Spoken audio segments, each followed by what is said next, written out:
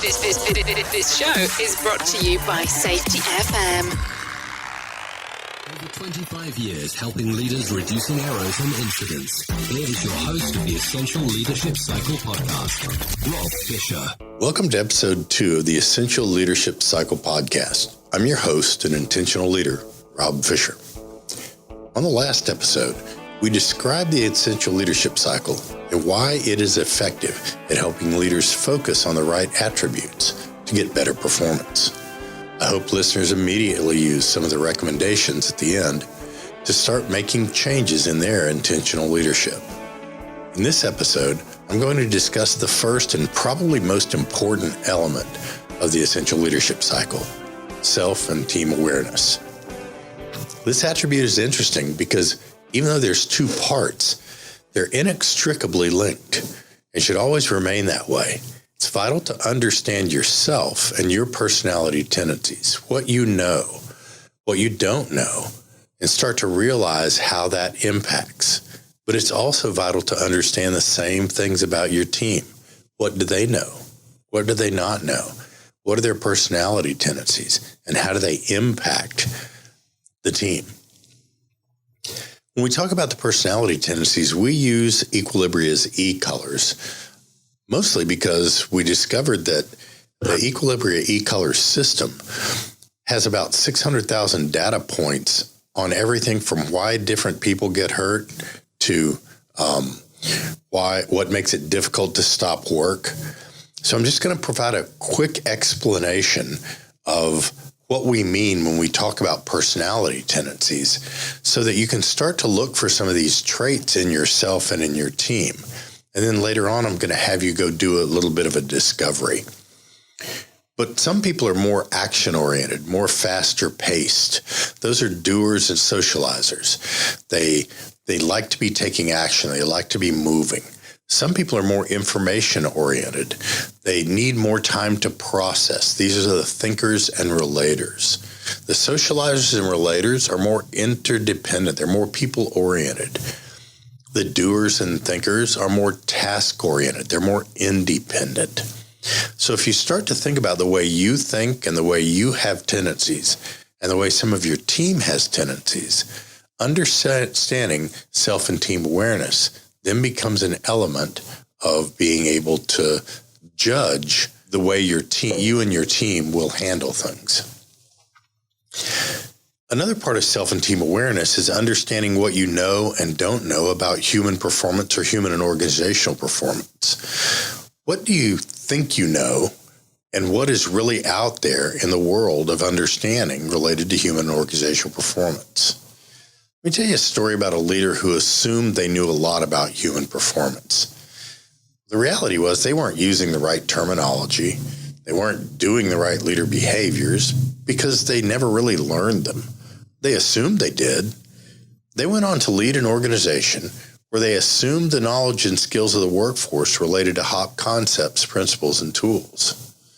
Because their paradigm related to HOP was flawed, it took only one senior leader engagement to help them realize that they never really learned the correct science and application of HOP. They just learned the concepts in a broad overview and kept those concepts in their old paradigm. Once they were educated in how individuals with different personalities interact with risk differently at all levels of the organization, then they became a little more self-aware of their strengths and potential limiters and how a failure to manage these elements of personality was adversely impacting their organizational performance. The leader then engaged with the workforce and discovered there were many misunderstandings of the HOP concepts and tools that were leading to misunderstanding of the concepts and the science and not getting the results that the leader wanted and expected. In the leader's engagement with a direct peer team, the senior leadership team, they discovered that the leadership team was not effectively educated. They didn't really know. They didn't know what they needed to do. They hadn't discovered what they needed to do until they seeked out help in discovering what they needed to do. They couldn't really discuss why they needed to be focusing on their language and behaviors. They didn't understand the why of those behaviors and who should be doing HOP.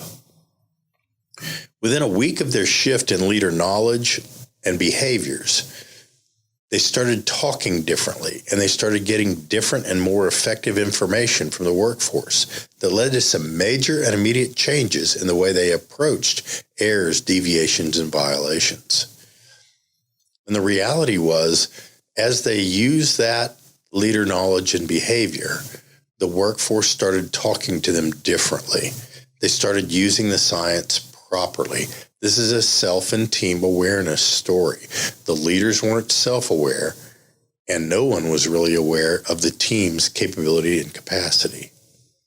I want to share another story about a plant manager who again thought they were pretty sharp in understanding human performance and human and organizational performance. But the problem was they didn't understand the methodology of triggering. They didn't know what to really look for.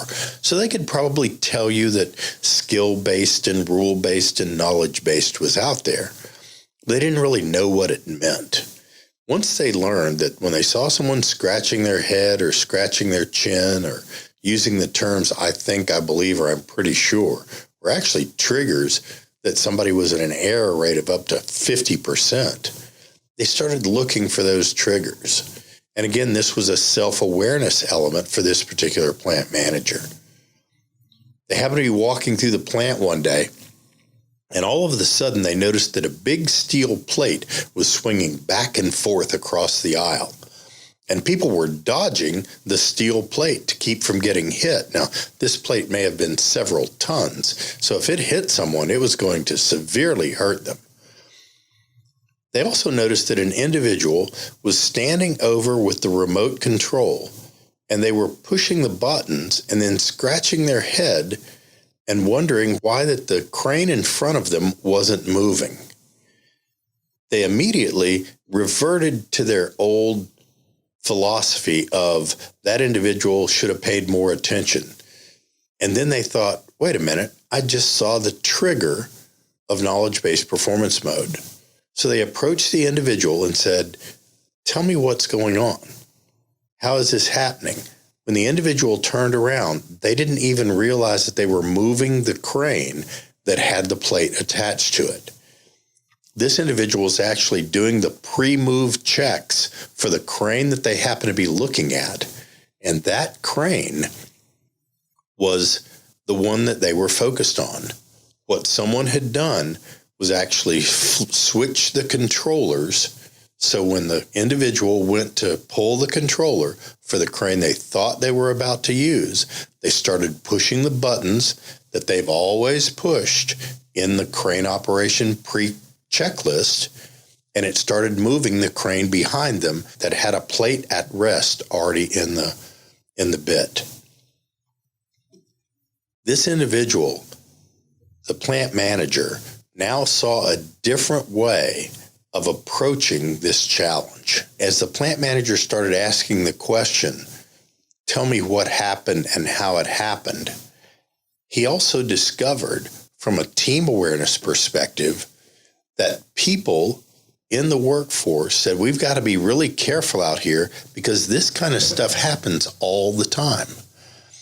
That phrase, from a leader perspective, this kind of stuff happens all the time, should be a flag that you don't have good self and team awareness.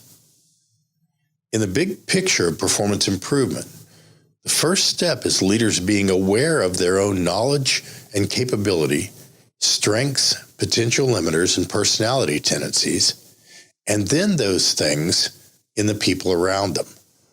This vital first step ensures that the rest of the essential leadership cycle can be used as a framework for leading with intent.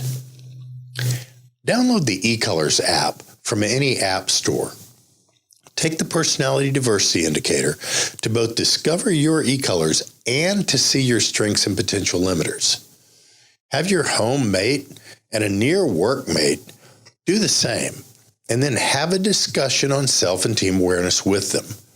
We want you to experience this because it will be vital for your self and team awareness as we discuss the attributes of potential limiters and strengths throughout these podcasts. And this will allow you to both be more knowledgeable, your self-awareness, and to start reaping initial benefits and immediate benefits from each podcast.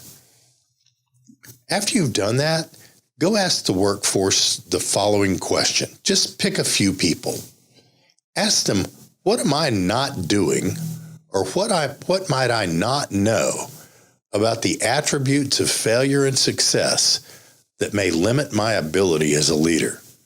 And then listen to them. Go ask a few workers, what are we missing related to what you need to reduce the probability that we'll have an incident? Compare the two and chalk up the difference to a realization of self and team awareness. Next time on the Essential Leadership Cycle podcast, we'll visit the next attribute of the cycle, shared vision and values. This has been your host, Rob Fisher. Thanks for listening, and remember, intentional leadership starts with you. The views and opinions expressed on this podcast are those of the host and its guest and do not necessarily reflect the official policy or position of the company. Examples of analysis discussed within this podcast are only examples. They should not be utilized in the real world as the only solution available, as they are based only on very limited and dated open source information. Assumptions made within this analysis are not reflective of the position of the company. No part of this podcast may be reproduced, stored in a retrieval system, or transmitted in any form or by any means, mechanical, electronic, recording, or otherwise, without prior written permission of the creator of the podcast, Jay Allen.